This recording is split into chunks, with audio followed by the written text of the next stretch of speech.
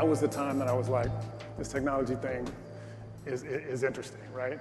From the standpoint of driving efficiency, from the standpoint of leveraging technology for not only innovation, but for business, right, and for profitability. And so that got me the bug. I then moved on to Google and helped them basically expand their footprint in Latin America. By that time, I had lived in Ecuador, Argentina, Brazil, and Mexico, and they were trying to, build out their ad technology in Latin America, and I jumped on the board to do that, and I loved it. That's when I really got into direct-to-consumer, and direct-to-consumer is really all about data, right? So I'm there. Meanwhile, a good friend of mine is at BET, and they're saying, you know what? We got to start this streaming thing. Everybody's doing streaming.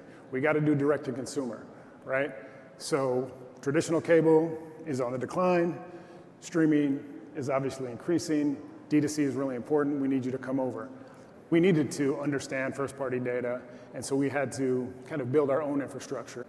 We've built out acquisition models that help us understand exactly what the cost per acquisition for each one of our channels are, our marketing channels, and how to optimize those channels so that we reduce the cost for acquisition. And in addition, we understand the lifetime value that each one of those channels brings. So very limited marketing budget, opportunity to reduce your costs, your acquisition costs, and at the same time drive your overall operating income.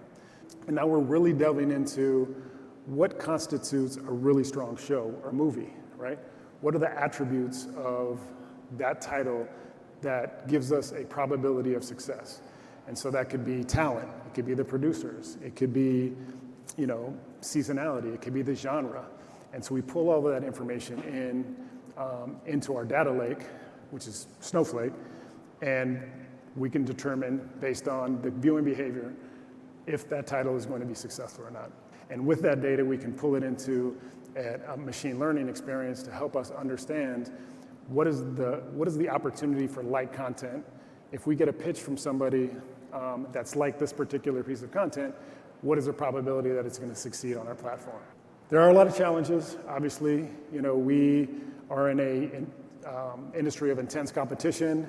Our content costs have been significantly high. We had to reduce those. I think with our ability to really kind of leverage data to reduce our content costs and be really focused in on those home runs rather than the singles, we've been really smart about that.